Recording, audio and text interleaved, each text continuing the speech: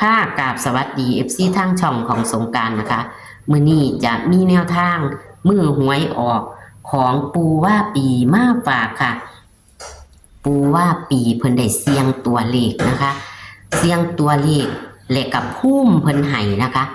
ภูมิเพิ่นให้มา3 ตัวหางเดียวพี่น้อง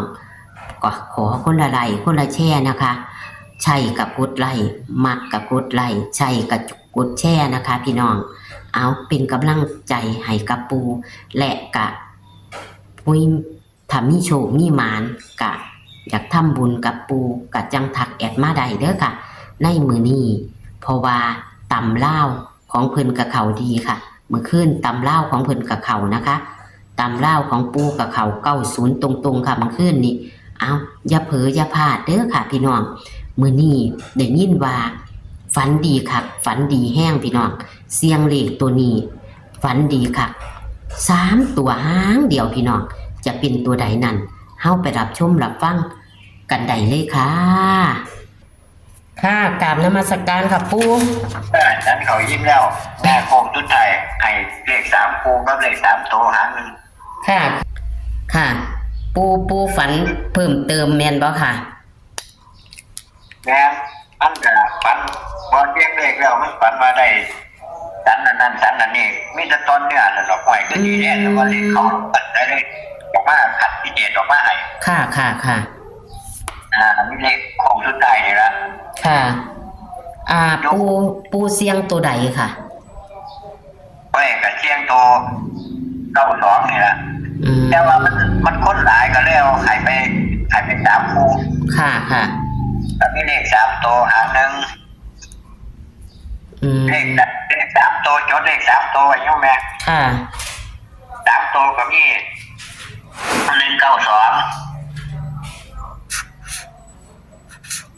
บัตรที่นี่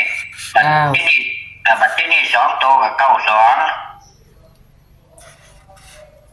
27ค่ะ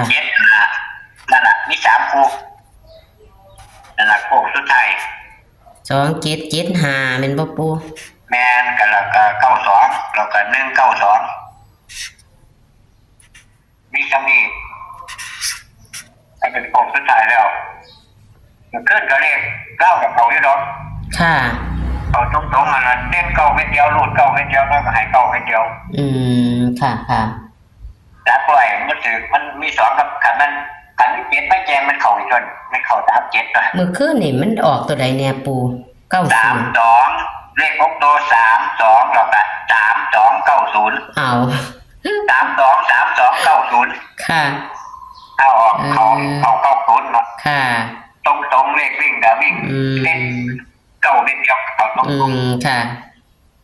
แน่นอนล่ะปู่อันนี้คือฝันดีคักแม่นบ่ปู่ย้ำให้ FC เพิ่นฟังอีกเสียงนี่เสียงแท้ๆนี่คือ192บ่ปู่แม่น192ไอ้2775นี่ก็เสียงบอกปู่หรือจังไดตัวนี้ตัว27นี่เลขคำนวณตัว75นี่เลขเพิ่นมาบอกค่ะเลขผู้มาบอกเลข192กับผู้มาบอกแล้วก็เสียงเลข92นี่ละค่ะเอาอยู่ดอกน้องแม่ได้อยู่ดอกเอาลูกค่ะถ้าเป็นเหรียญหลายล่ะเหรียญระวังเนี่ยโอ้ยบ่กล้าเรียนหลายดอกปูมันบ่มีตังค์บ่มีทุนหลายมันเหมือนไปหลายแล้วเรียนที่ก็เงียบๆอยู่หน่อยเรียนที่ก็บ่ว่าแนวโอ้ยบ่ว่าแน่บ่ค่ะบ่ว่าบ่หันมีผู้แต่ว่าเลขเล่ามันเข้าอยู่กับผู้ใดก็สิได้มีทุนแต่เนาะผู้ตามเนาะค่ะตามเลขรัฐบาลไทยต่ออีกถือว่า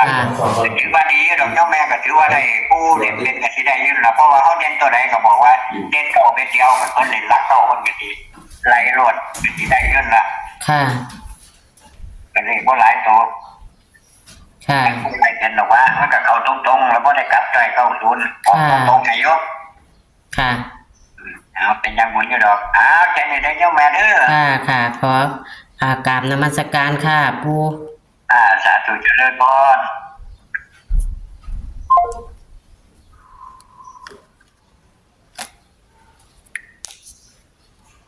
ค่ะ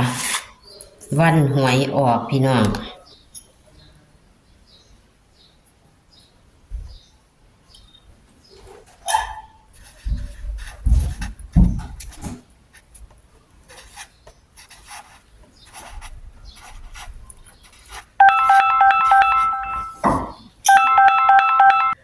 มื้อนี้ปูว่าปีนะคะมือหวยออกนะคะมือหวยออกปูว่าปีเพิ่นได้เสี่ยงตัวเลขนะคะ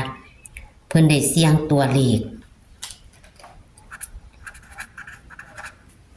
เพิ่นมีภูมิมาบอกค่ะพี่น้องเพิ่นมีภูมิมาบอก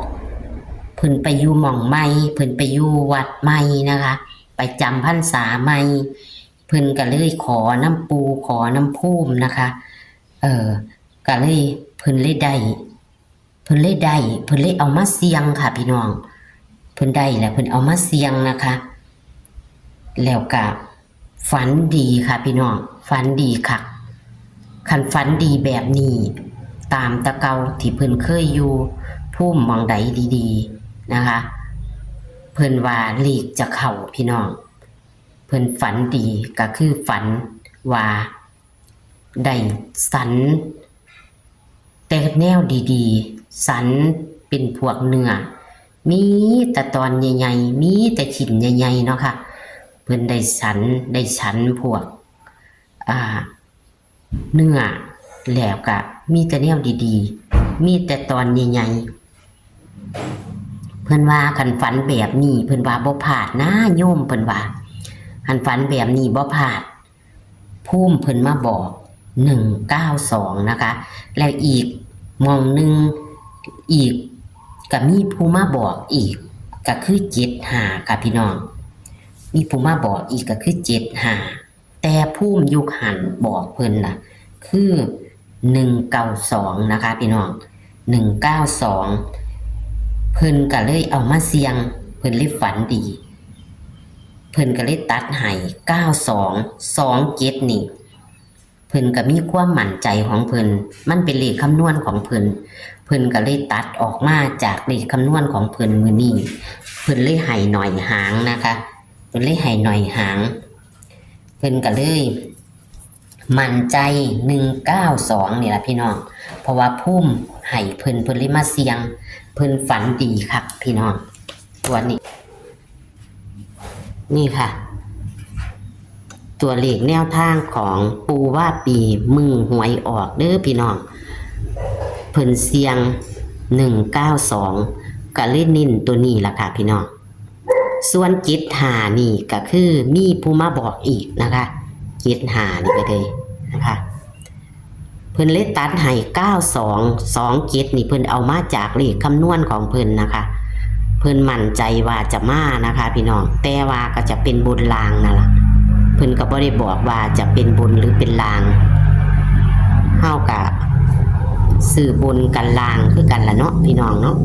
หาหยิบจับลอตเตอรี่ค่ะเพื่อเลขถ่ายเพิ่นยังเนาะเพื่อเลขถ่าย2ตัว3ตัวยังค่ะพี่น้อง